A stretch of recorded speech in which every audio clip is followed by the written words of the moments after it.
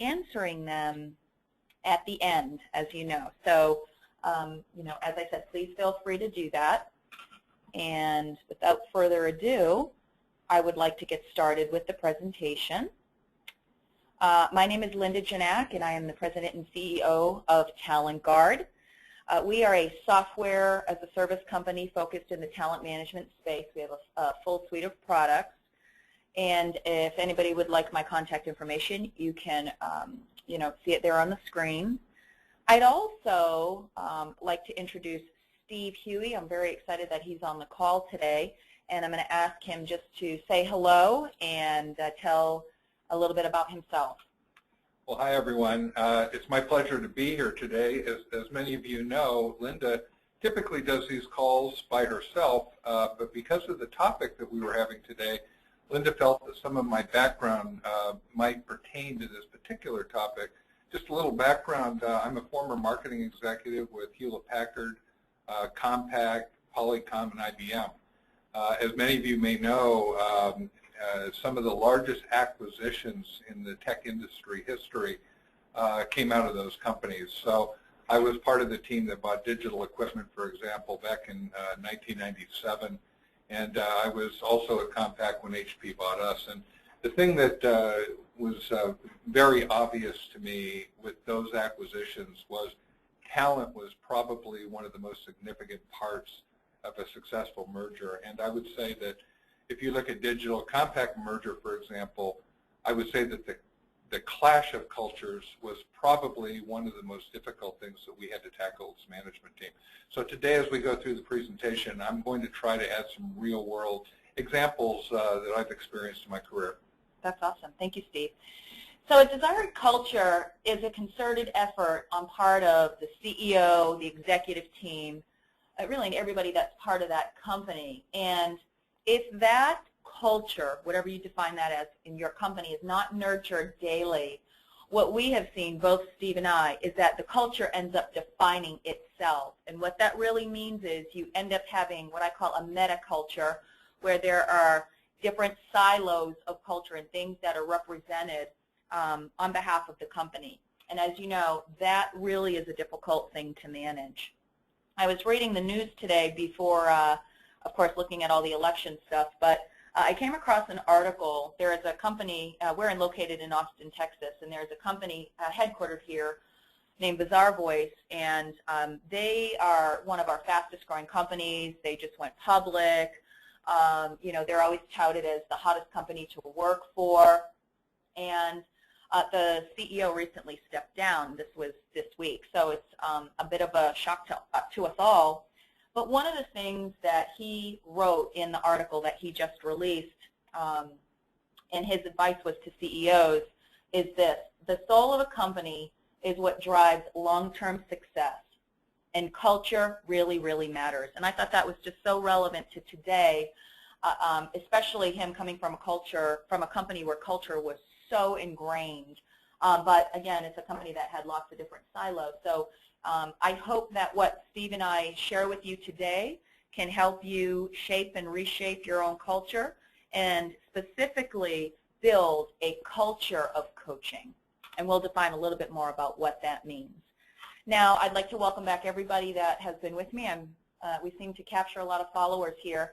And if you are new, what you'll notice is that our stories are kind of done in episodes. So they build on one another. So we try to make them stand alone, but we strongly encourage you to go back and look at some of the others because you'll get to know the characters and all the different people that we use and how the story really unfolds. And we will continue to do this as we go. So we're introducing a new character. His name is Joel. And Joel is Mr. Marketing Pundit. He's got an extensive background in marketing. He's been mostly in the healthcare space, working for various different companies, and he has recently joined MedCo. He's been there for about 6 months or so, and Joel came out of a company that was renowned for its culture, and a CEO who placed a tremendous amount of effort and learning resources to build a culture that many, many universities and institutions wrote many case studies about. So, you know, he has a great background in the area of culture. However, he's a newbie at MedCo, and so for Joel, the culture was very, very apparent, and it was a stark difference to what he came out of. It was so remarkably different that what he noticed was that people didn't even realize that there was a lot of subcultures going on. And you know, one of the things I constantly say about culture is that a fish lives in water, but it doesn't know that it does live in water. And I think that's a really telling statement, and it really reflects culture, because sometimes things are so obvious and sometimes things are not obvious, and a lot of people think a lot of different things about culture. So when we talk about the term culture, what we're, you know, so that we're all on the same page, what we're really talking about are the unwritten rules, the values, the norms, the behaviors, all those things that help the company get work done. You know, typically, you know, what we call it also, or what you may call it, is the undercurrent of the organization, what really matters. So I'd like to introduce Jerry. Jerry has been at MedCo for a little bit longer than Joel, and Joel reports to Jerry, who is the CEO. And for those who are new, I'll just tell you a couple of things about MedCo. They're a medical device company. They have 15,000 employees. They're global. They have over 40 branches across the globe. They have some huge market challenges in the medical device space. And what Jerry was hired for was the revenue was being significantly impacted by competition. So he was brought in to help transform the company and grow it from a $5 billion company to a $10 billion company in less than 5 years. So he's got his work cut out for him. Now, Jerry was very excited about Joel's experience, and one of the reasons he brought Joel on was because of Joel's experience having gone through some culture transformation initiatives. So Jerry wanted Joel to work with Sarah, Sarah's the HR person, on an initiative to reshape the culture, because we know that, you know, when you think about, you know, why we're using the marketing guy, well, the marketing guy, I mean, this is a true story based on a company, a medical device company, but we're just using a fictitious name. We don't believe that marketing drives culture. We don't believe that HR drives culture. Like we said, we believe it happens at the top. But I think that marketing and HR can do a lot to influence all of the things that happen, from the talent development to the communications programs that really reshape the culture. And so I think it's just a great story of these two coming together to actually do that. And Sarah has been with the company for about 8 years, and she's worked with Jerry to implement lots of different initiatives, and you can look at those initiatives, as I said, in the past presentations. So in Joel's experience, and he believes this strongly, culture triumphs vision. Absolutely. So one of the things that we use the term triumphs vision, but I would say that when I look at it, I would say that culture trumps vision, and that the culture will be probably the most influential thing, even surpassing vision, if in fact the senior team doesn't manage that culture and align it with the vision and the goals of the company. Absolutely, yes. So that's his premise. Now, Joel valued many, many aspects about the existing culture. And let's just explore some of the perceptions, both positive and negative. Now, how did he get these perceptions? Well, Joel spent a lot of time getting to know the customers, the vendors, the employees, and the peers, having one-on-one conversations, face-to-face meetings, which is what any 30, 60, 90-day plan would look like for an executive. Get to know your organization. But he also had a second agenda in mind, which was to really listen to what people are saying so that he could start to reshape that culture. So if we look at the positive, the culture is diverse, it's team-oriented. We are focused on innovation and results. Failures are accepted as a means to success. People are accountable and rewarded, and we are empowered to make decisions. Now, on the negative side, what Joel found was that the perception was that the executive team was arrogant and that they were making too many high-risk decisions without really having the right information, and they really were avoiding the warning signs completely. The employees didn't feel that they had the ability to challenge many of the decisions, that they felt that there would be retribution if, in fact, they took a different view of some of the decisions that were being made. And they also felt that these decisions were being made behind closed doors. The executive team met every Monday morning in the executive staff room, and the employees were very concerned every Monday that decisions were going to be made that were going to change or impact their life. And so they were always concerned about some of the decisions that were being made. Yeah, and you may be smirking over there on the other side of the phone thinking, well, this sounds a lot like our company. And it should, you know, if you haven't been focused on culture, because those subcultures do exist. And, through these conversations, this almost looks like two different companies. I mean, if you had to look at this, and I mean, it's hard to see that these same statements came out of the same firm, but they did. So Joel realized that aspects of the culture had to change, and they had to change because the business was being impacted, and it wasn't on an upward trend, it was on a downward trend. And Jerry had to improve those business results with his team. So they wanted to make sure that they looked at all aspects, not just the numbers and the tasks, but also the people that were going to be behind that. So what we're going to share is the story of how this team went about creating a culture of coaching. And there can be many different types of cultures. So know my culture. So Joel, the first thing that he did was think about what questions in his mind does he need to start asking of the people that he's speaking with. Now, we strongly advise against sending out an electronic survey to assess your culture. That is not the right thing to do. Really what you're trying to do when you're getting to know your culture is you're really getting to know your people. And the only way that you can do that is through observation. So you need to understand what are the key characteristics of our team's culture, because there's lots of different ones like we said, and how does it differ from corporate culture? What are those norms and values shared across the company?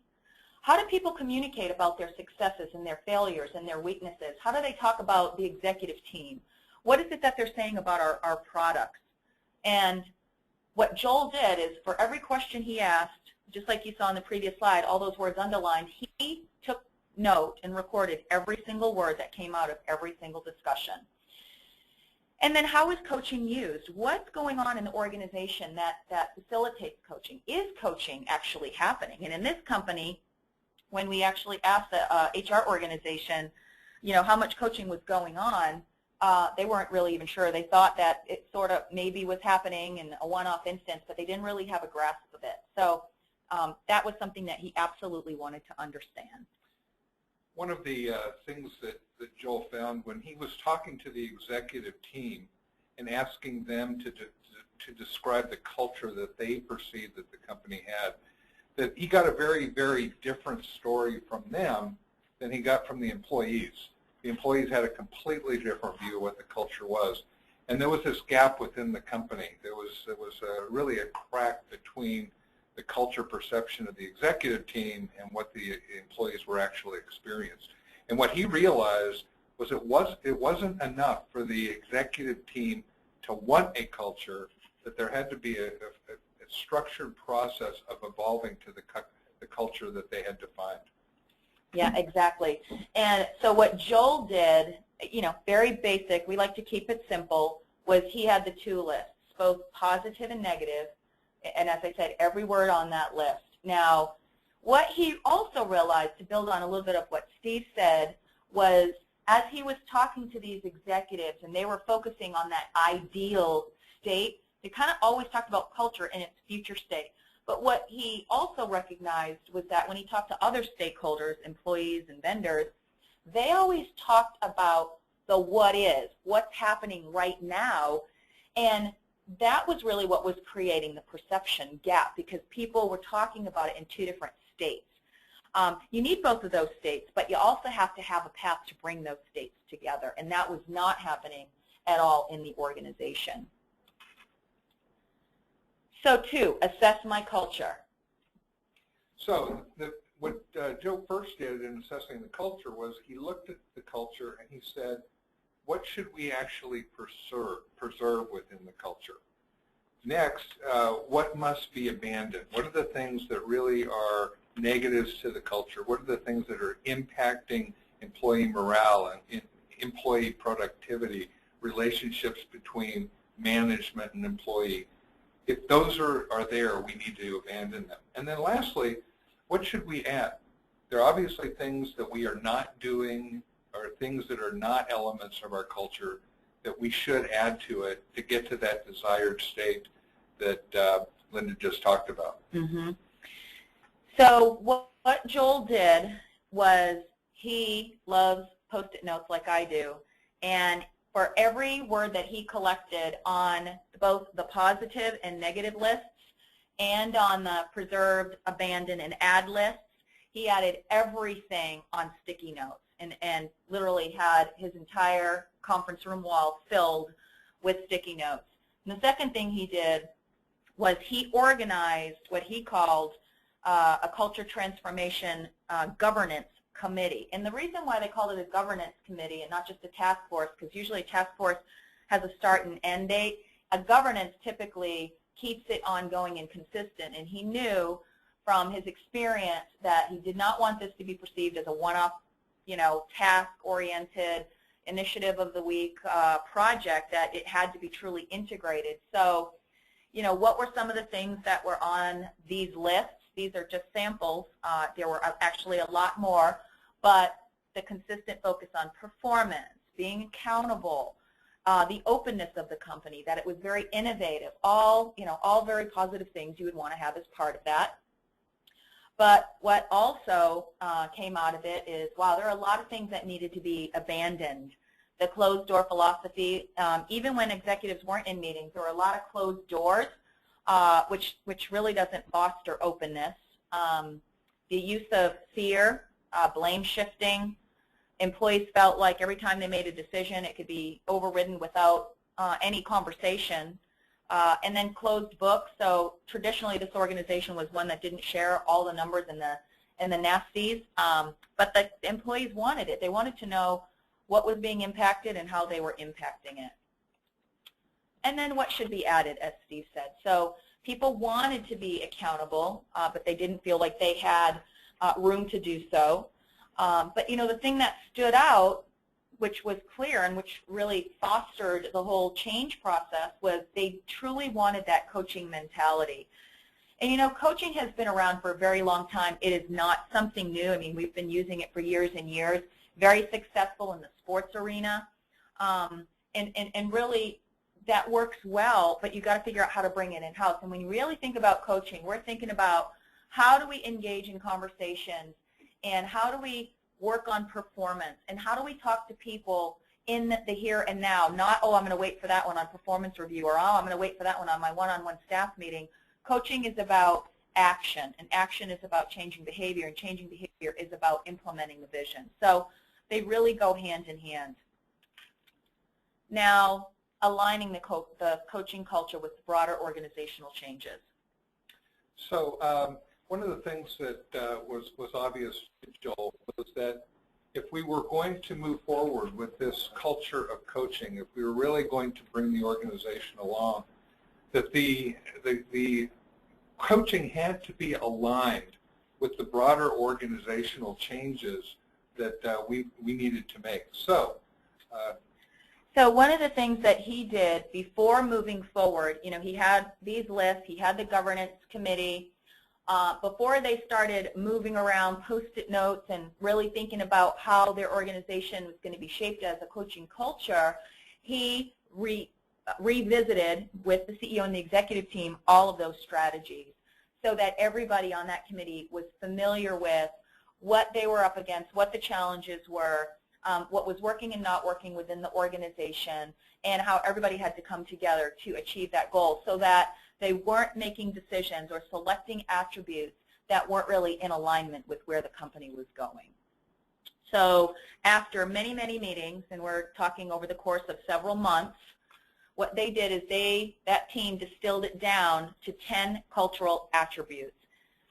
And you can see the list here, and some are going to be familiar, you know, being customer-centric, being transparent, being very performance-based, and being a diverse organization. And, you know, one thing that was apparent to the employees that Joel had overheard, and he was very fortunate that he was now at this company, was they really promoted diversity. But when you looked around the executive room, there were a lot of older, white-haired men in the room, and not a lot of women or not other people from other cultures or ages, lots of things. So they knew that the first thing they needed to do was start at the top. So these were the 10, and you can see coaching came high on the list. And you see we have that there as an attribute.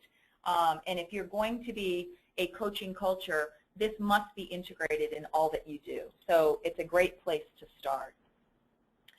So then what happened is Joel broke out, you know, he went to a larger group with just the names, no definitions around those attributes, and had, I don't know, what, 45 people? 45 people that made up basically a larger extended committee, and he broke it out into 4 different groups, and each represented a different stakeholder. So we had the customers, the vendors, the employees, and the executives. And his reason for doing so, and I really liked it a lot, was he wanted to have 360-degree perspective on those cultural attributes, because he didn't want it just to be a manage from in to out. He also wanted that out to in as a philosophy that drove the company, since the customer and the employees were first. So what they ended up with was each of those groups went and created those definitions. They came back to the table, and everybody shared theirs, and they went through that painstaking process similar to a vision and mission strategy, if you've ever gone through that, where everybody was circling the words that they liked, and it got distilled down to the point where all 45 people had to agree on every single word in this description. Why? Because words matter. And if you're going to drive change, consensus has to start from everybody being bought into what they developed, because they're really going to be the catalysts and casting the vision for how transformation occurs. Now, we could break down every single one of these cultural attributes, but since this one is really only about coaching, we're going to now just focus on that one particular point. So how do we map what's going on? Well, one of the questions, and we worked with Joel on this, as we were going through this, I wanted to know from the HR team is how much was MedCo spending on coaching, because we knew that they were using it. And the HR person had no idea. So before we could even start to build the coaching strategy and plan, I needed data, and so did Joel and the rest of the team. So it took the HR team about a month or so to answer these few questions. How much were you spending on coaching? Who was receiving coaching? How many different coaches were being used? What was the purpose of coaching? Was it helping derailed leaders? Was it about performance improvement? Was it about morale? And could you document any successes? And it just so happens they were spending over $1 million on coaching. This organization in the last 5 years had contracted over 46 different coaches from all kinds of coaching backgrounds. Mostly it was executives. Some directors were being coached. Mostly it was for derailed leaders as the common coaching practice. And they really had a hard time documenting a lot of the successes. So, but we told them that we needed to document whatever we could. And what really held strong about this is, even though they were using coaching as a, I guess, talent development practice, it wasn't at the organizational level. It was at the individual, not even that, individual performance improvement level.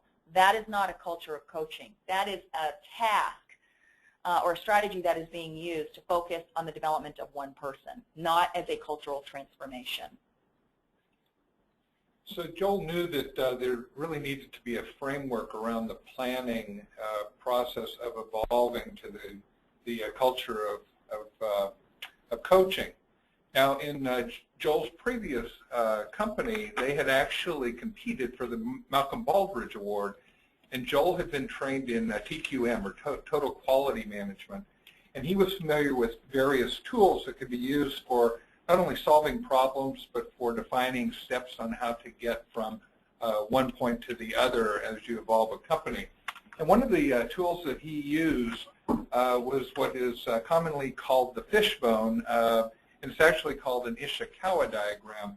But he decided that he wanted to use the fishbone diagram and really outline how we were going to get from our current state to a culture of coaching. So if you look at Area 1, that's the current, or that is the desired state of really getting to a culture of coaching. Number 2 is, where are we today? And number 3 is that broad path of getting from where we are today to what we aspire to be. Now, you'll see several little branches that come off that. If you look at 4, that is the major activities that need to happen to accomplish each one of those steps. And then if you look at the branches off those major activities, these are the key ingredients that have to go into each one of those steps to make it happen. So these are the critical success factors. These are kind of the key performance indicators. If I were trying to solve a problem, these would be the root problems that we would have to solve to accomplish these goals. And so in using the fishbone diagram, Joel was very, very successful in outlining all of the key steps that needed to happen and all of the activities that needed to happen to really evolve our company to a culture of coaching. Yeah, and one of the things, and obviously I'm not very visual, right, but you know, visuals really, really help in a strategy planning process. All too often people get really stuck because they have to write 50-page documents or 100-page business plans or, you know, 10-page strategies.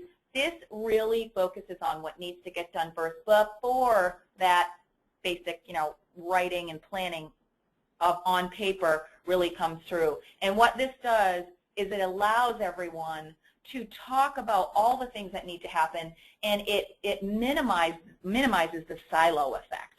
So how did we put it into action? Well, you use Post-it notes, because Post-it notes are, they tell that something is not concrete. There's room for discussion. There's room for change. Remember, we wanted to be open to challenge and not always being forced into a decision. So what happened was each one of those branches represents a specific strategy along the spine. So within that broader group, what Joel and Sarah did is they created these mini groups that went off and built the individual strategies for each branch in their separate little workshops. And they needed to do, not only did they need to fill out the branches, but the things that they really needed to answer, keeping it simple. What are the initial steps that we need to take in order for this to work? What is a fast win? And what does a win look like? And who is accountable for each of those activities? So each group filled out all their little Post-it notes, and then they came back into the conference room, and the fish looked like this on the conference wall. And each group then put their Post-it notes up, and then it was up to the larger group to then collaborate, communicate about every single branch first. And they were asking questions like, does it belong? Should it be removed? Is it really focused on building that coaching culture? And then the final step was, from the tail to the mouth would be the order of priority. So, you know, as Steve said, we know what we're doing. Number 2 over here on the left side, we know where we are. Now, what are those things that we need to do to build on this spine in order to get to those aspirational ideal states? So it can be a very effective way and a very simple way for you to move your organization forward, where everybody has a discussion and it's not happening via email. So I would strongly encourage the use of that. So now that we have all of these bits of data, we have everybody who's focused on the plan, we have buy-in, people are talking about it. Now we can begin to develop a company-wide coaching strategy. And Jerry pops his head in every so often, and he's really excited about where they're going, but he really wants the team to make sure that it's not perceived as another short-lived program. So how do they do that effectively and make sure that it doesn't have a strong start with an empty end? And Sarah, having gone through many different types of culture initiatives and who's a strong proponent of coaching, knows that there are 3 requisites in order for it to be perceived as something that will stick.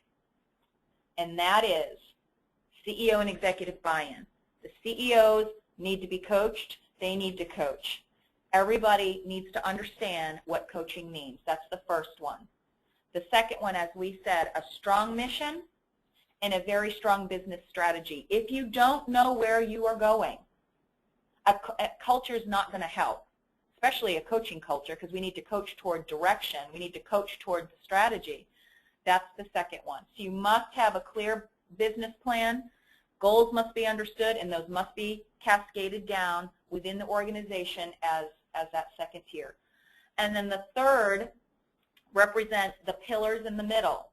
And these are just some of them. We know you have many different talent development initiatives, but this is kind of just how we're bucketing it.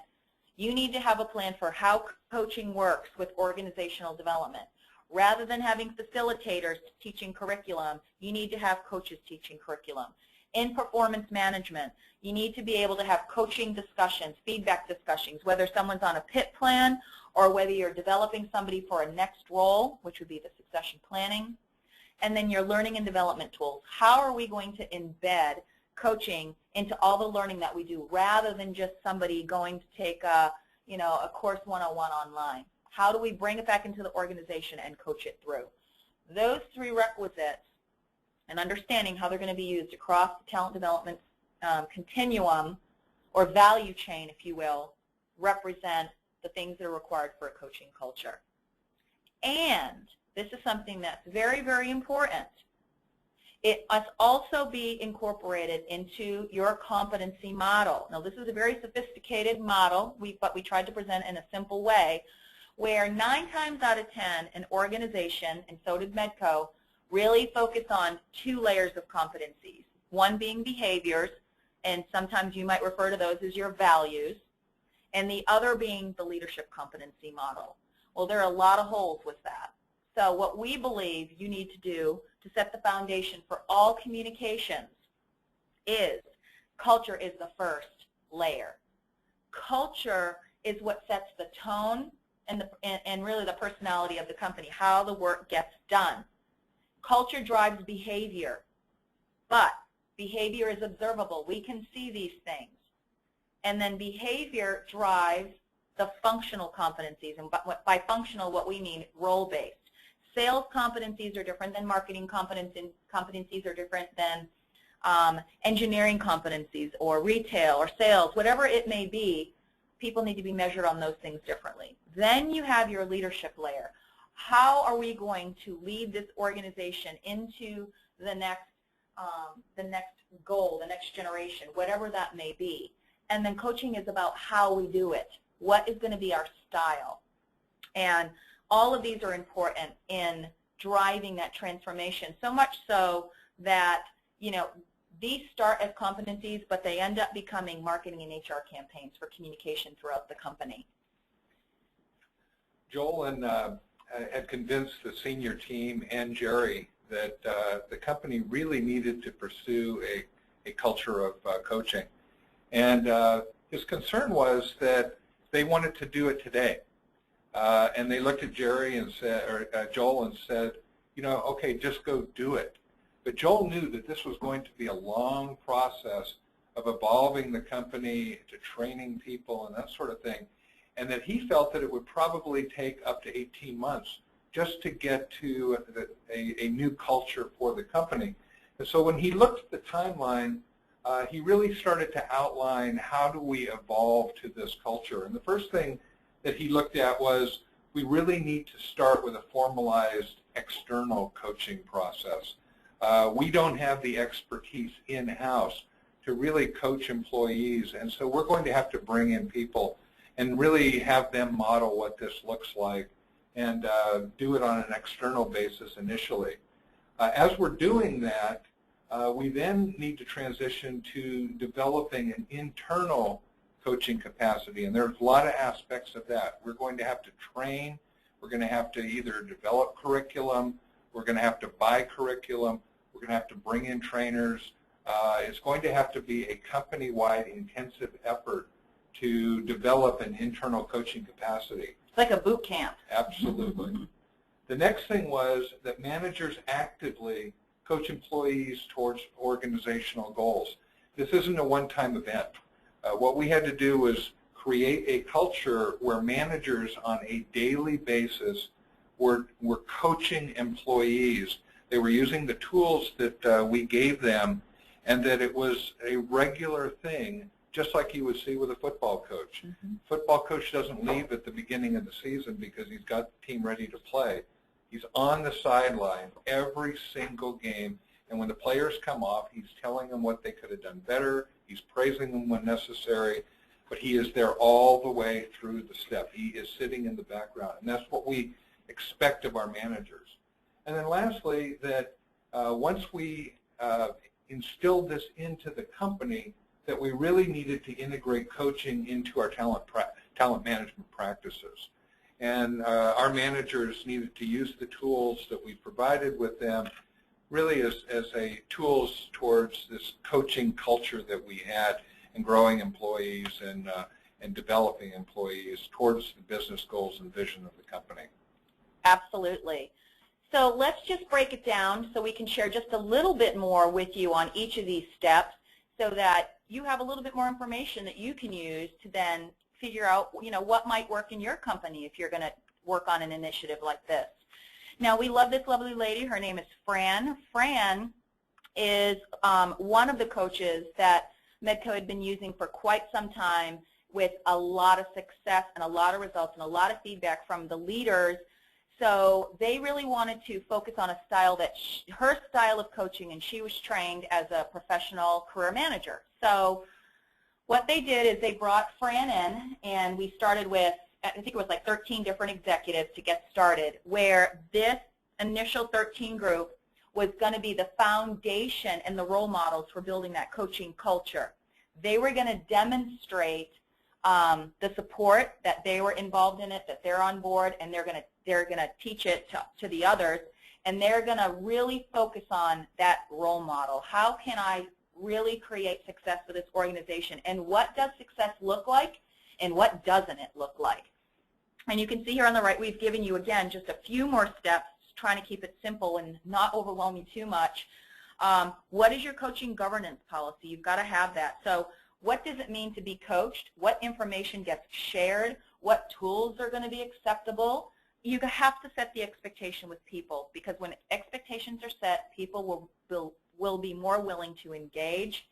You have to settle on a methodology of coaching.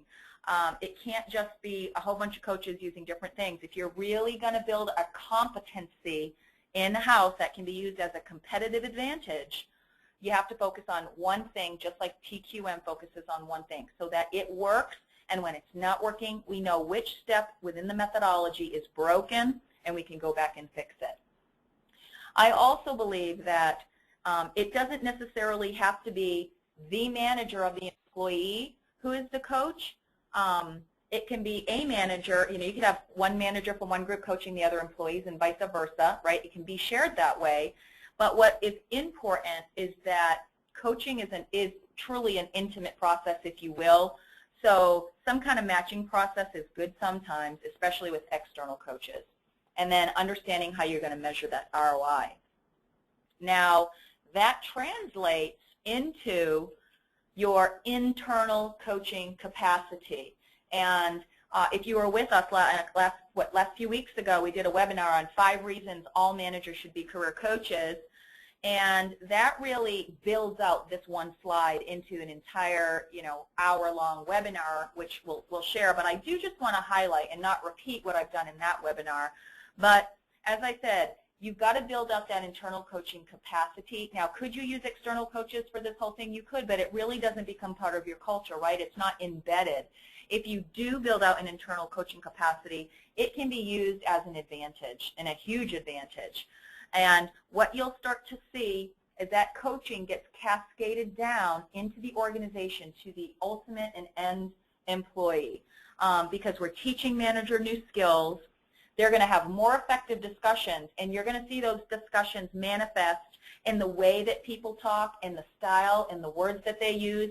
You're going to see the performance review feedback much more comprehensive and much more development-oriented. We actually have a tool.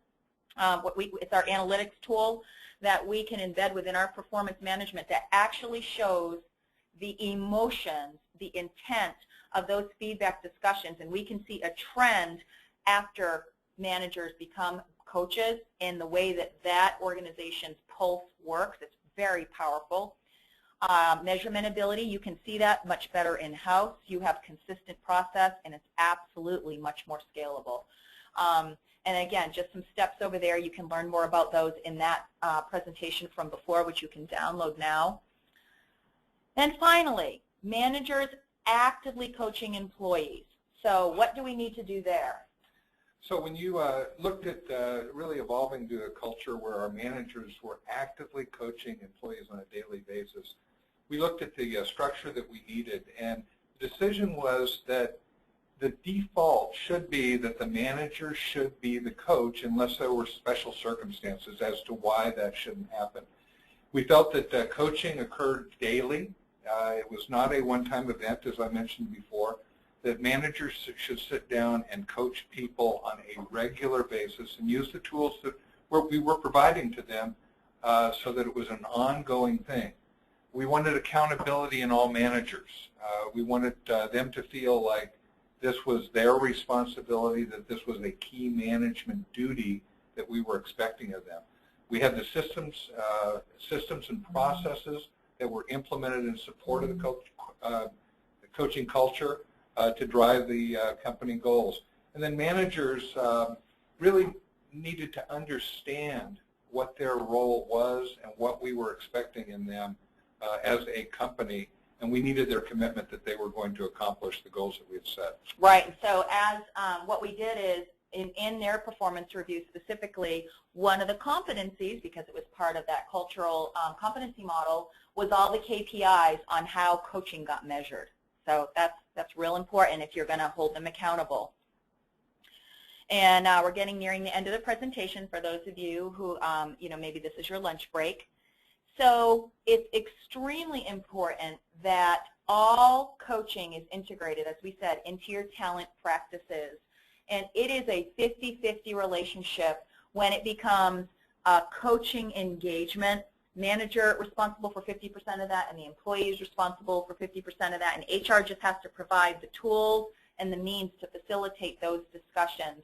And what we have seen is that whether you're using a whole bunch of talent management initiatives, or if you're using just a portion, maybe 360 feedback or whatever, if you're going to use 360 feedback, your managers or your external coaches really need to coach the employees on that tool. All too often, I see those things get put in a drawer, just like the performance review.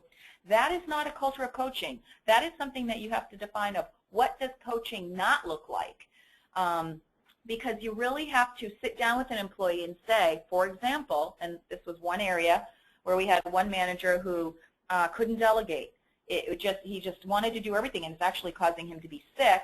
So we had to coach him through that process, and we used the 360 feedback tool and the performance management tool to really point out what those critical areas were, and then that coaching process took about 6 months of intense coaching, and now it's just built into the daily progress, because we had to train the manager, we had to train the employees, and we had to train the person being coached on how does this all work together, because it is a value chain.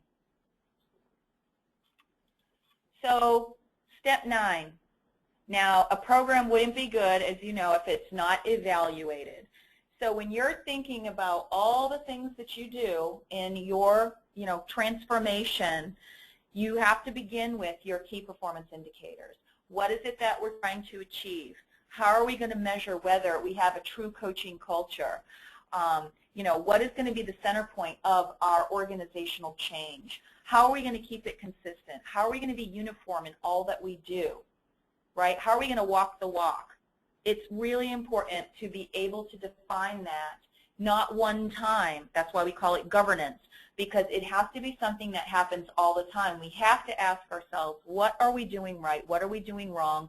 What's working, what's not working, and what do we need to do to tweak it, right? Because this is an iterative process. It really is not going to be nailed the first time, and that's something that I think HR needs to facilitate throughout the conversations with executives and people, is that this is going to take a while, and it's going to be a process of shifting over and over again, day by day. But ultimately, why we want a coaching culture? Because a coaching culture has been proven to drive engagement and satisfaction, where employees are saying, I love my job. What they're posting on Glassdoor is, I love my job, I love my work, I love my company. And put that heart back into an organization, not just the numbers. And finally, improving it. So when we looked at improving the coaching program, it was obvious that we had to have a very formal and ongoing training program. And that program could not be voluntary. It had to be mandatory with our management team. We had to define the number of hours that they had to be in the training program each year. Just like HRCI credits, if you're on here for one of those today, you have to have a similar program in-house. It was also important that we had ongoing communication to the managers and the employees, and we looked at it as an internal marketing program. And we actually got marketing involved, and we did posters, we did collateral, we did tent cards in the lunchrooms to talk about this culture that we were creating, and really to communicate to all employees that their manager was their coach and that they should be coaching them on a regular basis. The other thing is that we had a structured talent management system and process that we looked at on the last slide, but it was important that we gave managers the right tools so that they could sit down with employees on a very regular basis and talk about their performance and their individual development plans and whether or not they were in a succession plan and what their next job was going to be. And then lastly, and probably most importantly, is that a cultural shift of any type, especially one where I'm evolving to a culture of coaching, has to have the CEO's ownership, their endorsement. It has to be driven from the top down. And it has to be endorsed by every other senior staff executive. We can't have one department that goes off on a different direction. It has to be uniform throughout the entire company. Yeah, and I'll give you one specific example. When Joel and Sarah said, how do we really make this pervasive? Like a light switch. What they did is, in every single conference room, they listed their cultural attributes and their competency models. So when, and this was cited so many times, and I love hearing these stories, when the team, it didn't matter what team, was in a meeting and things were going awry, what they could do is literally point to bullet number 5, we value this, and this is not what's happening right now, so we need to get back on track. And it really made those statements real because people could cite them, and it really was hard to refute because it's what everybody believed in. And it was a really powerful way to make sure that that coaching stuck. So after, and this was, about 20 months or so after they started the program, it wasn't fully developed yet, but what they started to see, they being employees, because they did actually do a survey after, they're seeing that ecology of the company shift. And just love the way that Joel described that.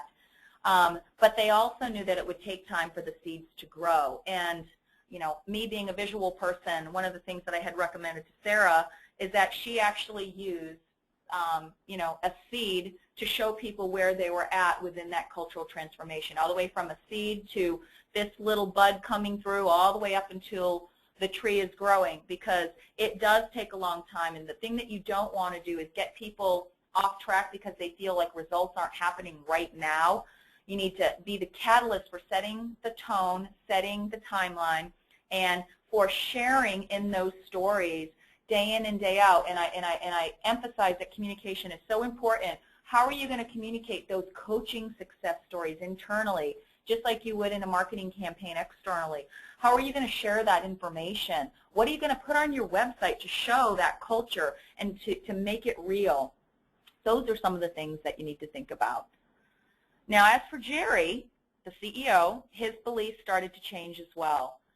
He says culture truly does triumph vision, and as Steve likes to say, trumpet. And actually, Steve thinks culture trumps everything. And he believes that because he is the numbers guy, and he started to see shifts in the way that his team spoke to one another, the amount of times that they referenced the culture, the norms, how that behavior was changing, and that was very exciting for him as a leader of a company. Just a couple of seconds here about TalentGuard, because that slide was the last. We, as I said, have a full suite. Really, the tool that focuses in our suite on coaching is our development tool, because it allows the manager, an external coach, an internal coach, and other stakeholders to be able to communicate around the development plan. So it's very powerful, and we'd love to share more about that if you're interested. We do have another event coming up. When we surveyed our audience, said, what kind of webinar do you want to see next? And one of them that we got earlier in the year was ask the coach or ask the talent management professional. So we're going to put a panel together and really answer any questions that you have. And it doesn't matter if you're defining a talent roadmap, if you're starting a strategy, if you're getting stuck. Share your questions with us, and we're going to give you an opportunity to submit some of them ahead of time so that we can talk amongst ourselves and figure out how we want to respond to you. If you are working on any kind of talent initiative, whether it's 360 or development planning or succession planning, we would love to share our products with you. And if you want to become a coach, we have a professional career management training program, both for HR people and managers. And then we would just love to talk with you. And again, I would love any feedback that you have on this presentation. You know that I take it seriously, and I make any changes that I can to improve it for you. I hope you like the episode style. And at this point, I know we're running a little bit over. We are very happy to answer any questions, and I'm going to open up my my question screen. And I know I've been answering a couple along the way as Steve's been talking. But let's see here. Okay, I have one. Does TalentGuard integrate their services with other performance management systems, specifically Silk Road? David, if you're asking if we have integrated with Silk Road, we have not yet integrated with Silk Road, but we've run into them in many different accounts. Actually, we're in the same account in a couple, and that is one of the things we're being asked to do. So, it's a matter of an API. If you're asking if we just provide service, if you have different talent platforms, yes, we do. 50% of our business is actually consulting. That's how TalentGuard got started. So we are very happy to do that, and we continue to do that today. I know, Ed, you asked a question. I just went back and looked at the invitation, and it was 12 Central. So I'm going to have to check on that one. Sorry about that, Ed. But it will be recorded. Oh, and it is recorded, Ed. So just an FYI, we are providing this webinar, this live one with the recording will be on the website in less than an hour. It doesn't take that long for it to save, and you'll be able to see it under our website under resources, webinars, and you'll be able to link right to it. You can download both the slides and view the audio as well. And we will send the link out after this. And Steve is going to send the link out in an email so that y'all can do that. Any other questions around coaching? Does it work? Does it not work? Is effectiveness? Anything there? Now, as you know, I love to talk, but I love to listen more. If you have any questions and you're not comfortable sharing those online, you are more than welcome. That's why I put my email in there. You can ask me any questions. You can send me any feedback, and you know I respond. So I guess if there are no, oh, I got a question. Okay, a couple of them. Let me read them. Do I have any specific information on career pathing? The webinars, Athlia, I'm sorry if I didn't pronounce that right. Yes, we just did an entire webinar on career pathing, and it was one of our most popular ones. We had hundreds and hundreds of people. We have an incredible white paper on it as well. And just personally, it's one of my areas of core expertise. Before TalentGuard, I ran the Ginac group, and almost 100% of our services was on career pathing. So it's actually one of my favorite topics. So please go to our website and look there, and if you need more, just let me know, and I'll figure out what resources we can find for you. So when is coaching not appropriate in a manager-staff relationship? That's from Nori. Nori, that is a fantastic question. And typically what I've seen is if you have a very contentious manager-employee relationship where their styles are so drastically different, like you have a very domineering manager and you have an employee that is more, I guess, cheerleaderish in nature. I know that's not the right word, but it's the word that's just in my head. That can be a very intimidating situation, and that's why I say that coach matching sometimes is good, and not everybody is going to be a good coach, and you just have to know that. But that's why if you have other managers, or like I say, if you develop that internal competence where you have internal coaches as well, that can often help, and I think that offsets it quite nicely. So, you know, we have to deal with those situations as well. Any other questions?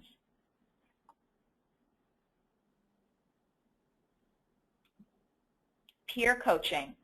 Oh, well, you know, you're going to hear that a lot from me. I believe in peer coaching.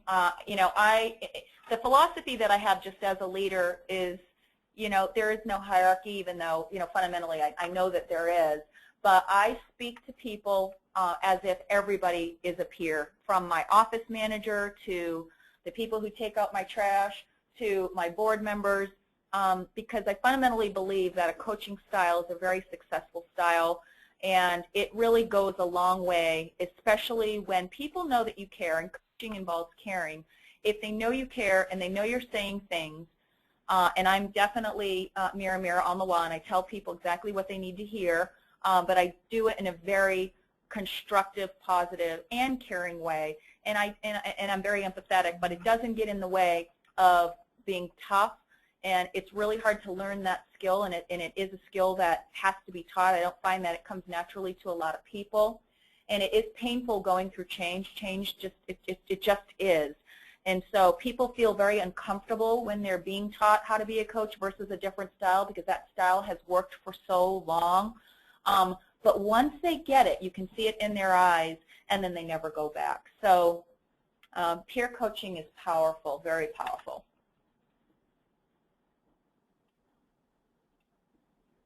Any more questions? Okay, let's see. Are internal coaches accredited to define standards? Well, Nori, we have a program called Professional and Career Management, and it's been around for about 4 years, and you know, we're driving it to be something similar to the PHR. I mean, we really want to be sisters next to that credential. It really focuses on career coaching. It's been quoted as one of the best training programs, and we have hundreds and hundreds of coaches both in private practice and in corporate America. So it is one area that you might want to investigate. And we do have standards around in that, as well as governance. I'm happy to take a couple more questions if you have them. We have about a minute or two left.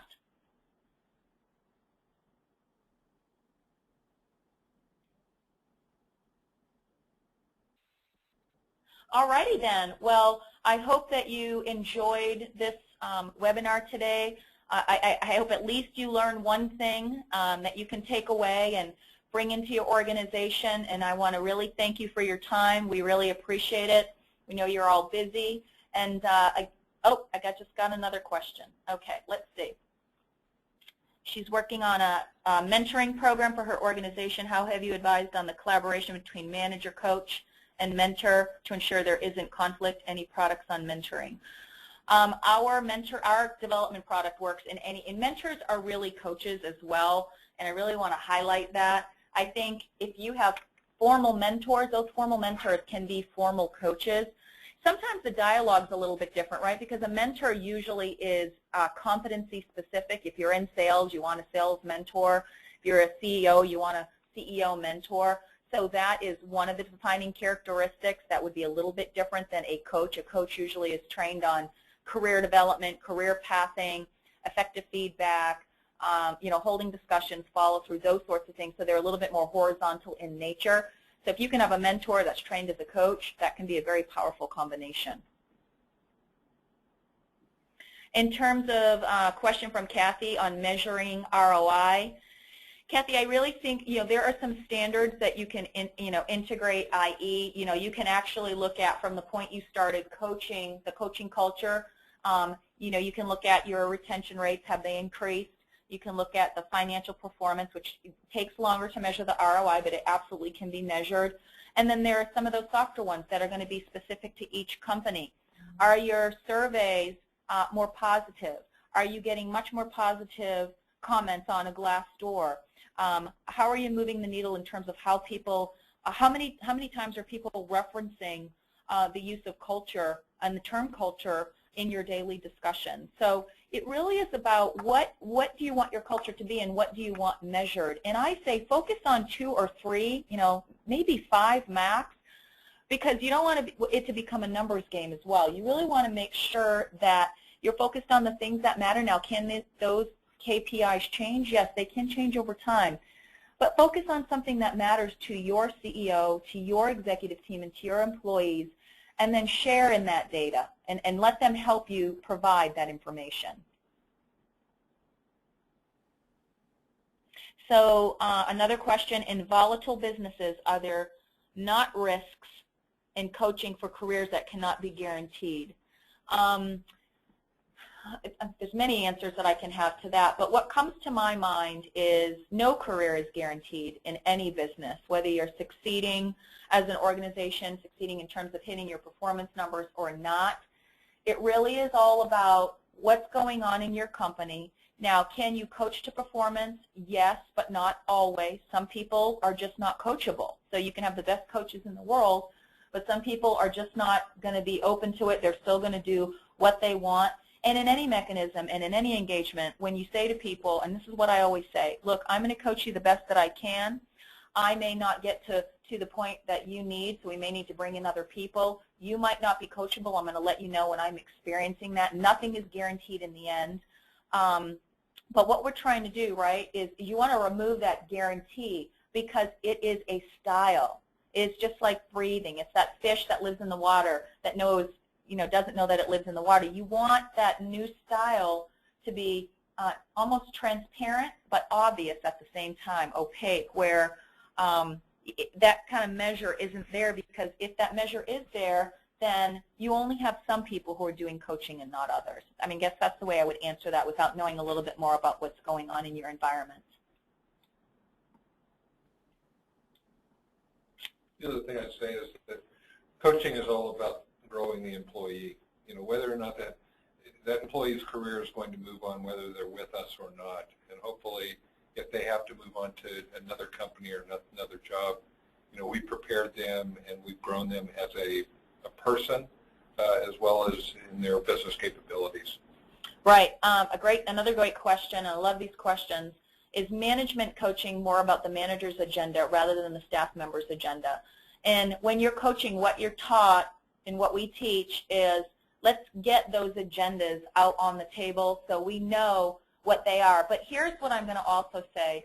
When we go into an organization, everyone needs to be trained on coaching. The executives need to be trained, the managers need to be trained, and employees need to be trained, because employees are not taught. We're not taught in the university, we're not taught the first time on the job how to be effective managers of our own career.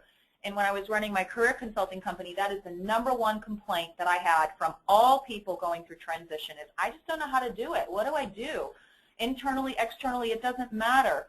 People just don't understand it. And so you also have to, and that's why I said it's 50-50. You need to teach managers on how to be effective coaches, but you also have to teach employees truly, truly how to manage their career in an effective way. So they go hand in hand. And when you're changing culture, every single person matters.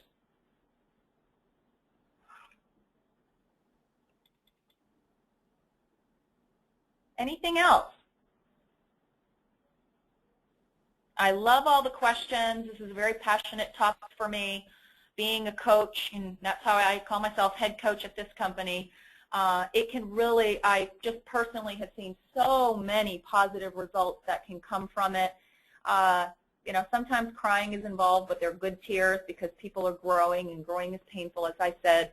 But I really, again, want to thank you so much. I can't believe the stickiness we've had on this webinar today, and the volume of people that have attended. It's obviously a topic of interest. At this time, I think I'll just say have a wonderful day. We'll be posting this momentarily. You're going to get an email shortly, and please download it, share it with your team, and you know, let me know if there's anything that I can do for you. And attend our next webinar, where you can ask a lot more questions about everything that you're working on in a very open and sharing environment. So thank you so much. Thanks, everyone.